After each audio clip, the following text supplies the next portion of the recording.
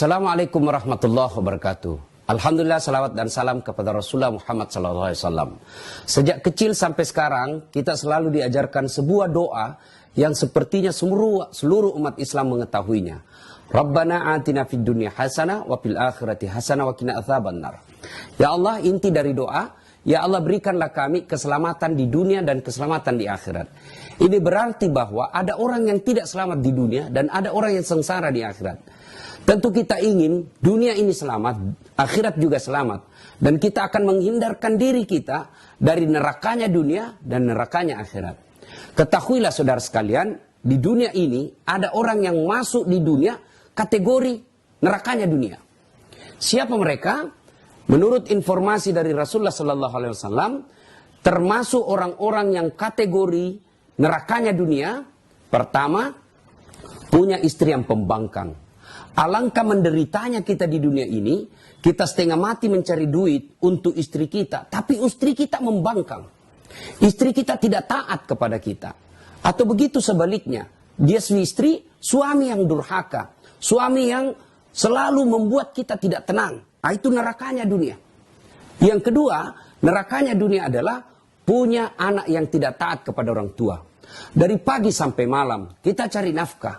Kadangkala kita rela membanting harga diri kita. Kadangkala kita kurangi istirahat kita. Untuk apa? Supaya anak kita bisa naik mobil. Supaya anak kita bisa baju yang baik. Supaya anak kita punya alat elektronik yang memadai.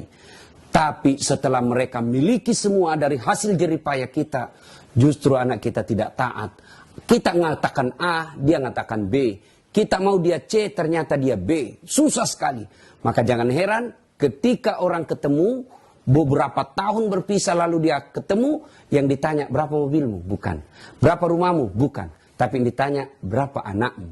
Kenapa? Karena memang anak itu sumber kebahagiaan kita di dunia. Tapi anak yang durhaka adalah sumber penderitaan di dunia. Yang ketiga, nerakanya dunia adalah punya harta yang tidak bermanfaat. Artinya harta yang tidak bermanfaat itu harta yang kita miliki banyak. Segalanya kita miliki, tapi harta ini makin hari makin membuat kita dosa kepada Allah. Makin hari membuat kita jauh dari Allah Subhanahu wa taala. Duit yang kita punya kita pakai maksiat. Duit yang kita punya kita pakai selingkuh. Duit yang kita punya kita pakai berjudi. Ini nerakanya dunia. Banyak orang punya duit, tapi duit yang dimiliki tidak membuatnya dia bahagia, justru semakin membuat dia gelisah. Dia tidak bisa hidup dalam kamar yang ber-AC dan empuk. Dia tidak bisa tidur di atas mobil yang mewahnya. Tapi justru dia hanya sengsara dengan harta yang dimiliki itu. Dan yang keempat, nerakanya dunia adalah punya sahabat yang tidak setia.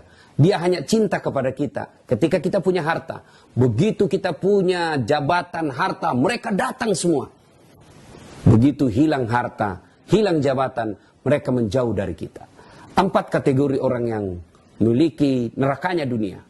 Semoga Allah Subhanahu wa taala menjauhkan kita dari suami atau istri yang tidak taat beragama, anak yang tidak taat kepada orang tua dan jauh dari agama, harta yang tidak bermanfaat, dan yang keempat, teman yang hanya cinta kepada kita ketika ada mau dan keinginannya. Allah Subhanahu wa taala menjadikan Ramadan ini untuk lebih mendekatkan diri kepada Allah. Salah satu caranya dekatkan diri kepada Allah, dekati keluarga, lalu berdoa mudah-mudahan keluarga kita menjadi keluarga surganya dunia. Saya Das'at Latif. Assalamualaikum warahmatullahi wabarakatuh.